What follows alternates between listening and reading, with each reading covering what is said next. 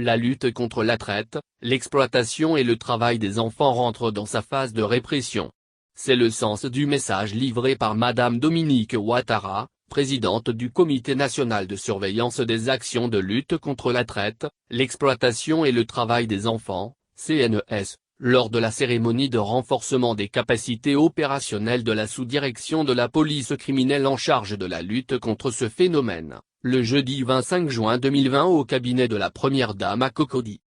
La cérémonie de remise de ces dons a enregistré la présence du général Wagondo Diomandé, ministre de l'Intérieur et de la Protection civile, Madame Bakayoko Liramata, ministre de la Femme, de la Famille et de l'Enfant, des représentants du corps diplomatique accrédité en Côte d'Ivoire, des représentants des organisations du système des Nations Unies, des institutions et organisations partenaires engagées dans la lutte aux côtés du CNS et des membres de la police nationale.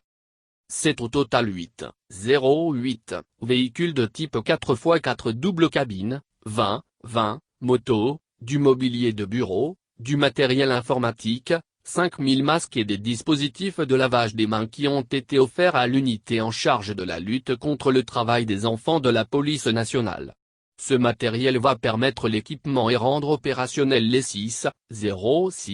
antennes régionales de cette unité créée notamment à San Pedro, Soubré, Bouaké, Bandoukou, Mans et Korogo. Pour un effectif de 200 agents de la police, ces antennes régionales permettront à cette unité spéciale de la police nationale de quadriller le territoire national et de faire échec aux trafiquants et aux exploitants d'enfants.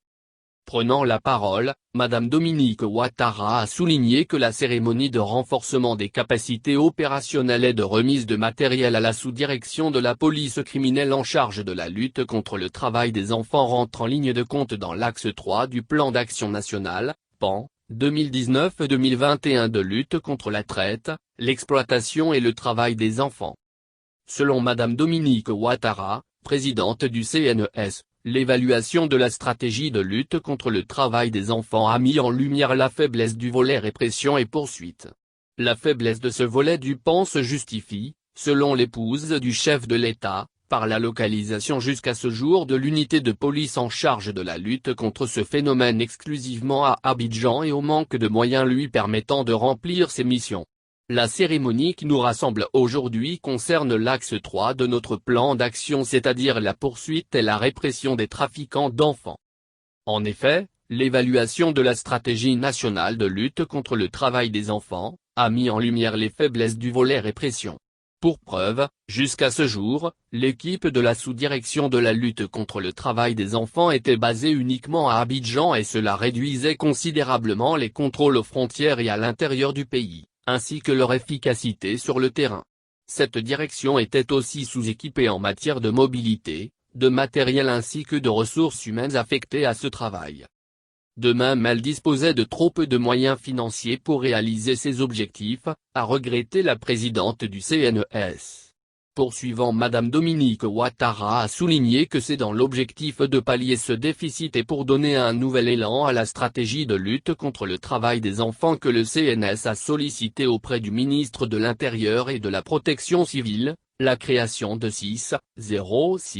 antennes régionales de la sous-direction de la police criminelle en charge de la lutte contre le travail des enfants à l'intérieur du pays. Ce sont à terme 200 agents de police qui animeront ces antennes et un budget conséquent sera mis à leur disposition pour travailler avec efficacité, a précisé Madame Dominique Ouattara. Aussi, il s'agit donc d'une nouvelle dynamique à la présidente du CNS de réaffirmer sa confiance dans la lutte contre le phénomène de travail des enfants. La Côte d'Ivoire est plus que jamais déterminée à poursuivre le combat avec l'ensemble de ses partenaires et toutes les parties prenantes pour lutter efficacement contre le travail des enfants dans notre pays, a-t-elle confié. Madame Dominique Ouattara a terminé en faisant le bilan de la lutte de 2012 à 2019. Selon la présidente du CNS, ce sont plus de 320 trafiquants qui ont été mis aux arrêts grâce aux différentes opérations de police. Le général Wagondo Diomandé, ministre de l'Intérieur et de la Protection civile, a exhorté ses services et particulièrement la sous-direction de la police criminelle en charge de la traite, l'exploitation et le travail des enfants à continuer sa mission avec plus de dextérité pour faire reculer ce phénomène. Devant la Première Dame et les différents invités, Il a pris l'engagement de faire chuter le trafic et le travail des enfants dans le pays.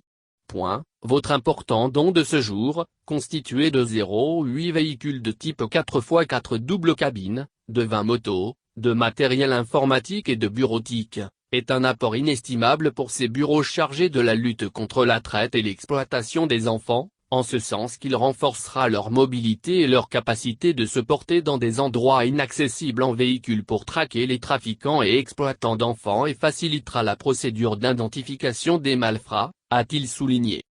Le ministre de l'Intérieur et de la Protection sociale a également profité du cadre de cette cérémonie pour faire le bilan des opérations successives conduites par ses services en collaboration avec le CNES. Ainsi, il s'agit de l'opération Nava menée à Soubré qui a permis de retirer 22 enfants de différentes nationalités victimes de traite, d'exploitation et de pires formes de travail des enfants. Du 2 au 6 juin 2015, l'opération Acoma dans la région de San Pedro a permis de 48 enfants et mis aux arrêts des trafiquants. Du 9 au 11 janvier 2020, l'opération Bia 3 dans la région d'Aboasso a permis de retirer 137 enfants et mis aux arrêts 27 trafiquants.